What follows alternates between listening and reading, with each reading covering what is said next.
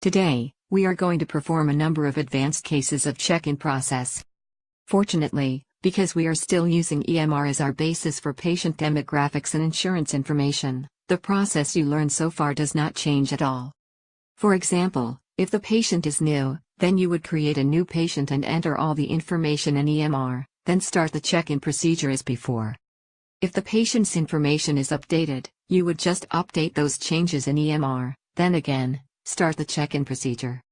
It does not matter, as long as you keep the latest information in EMR, then CLEO system will import the latest information automatically.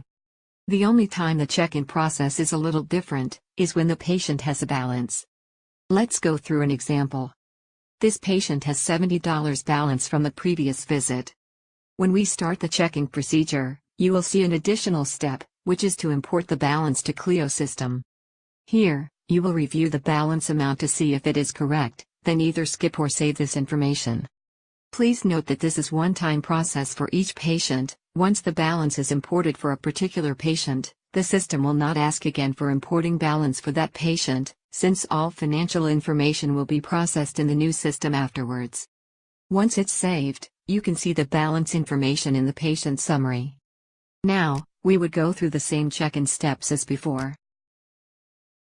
Here, you can see the previous balance is automatically added to today's pre-visit collection amount, so in this case, you will need to collect total of $210 at check-in.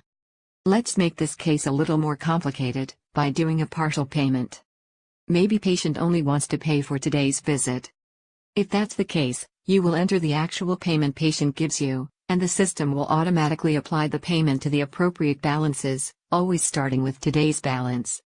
For example, if you enter $140, it will only apply to today's pre-visit collection. If patient gives you $200, $140 will be applied to today's visit, then the remaining $60 will be applied to the previous balance, as shown here. Pretty smart, right? Once the payment is saved, and if we look at the patient information one more time before we close the window, you can see that the patient balance is now $10, which is the correct calculation.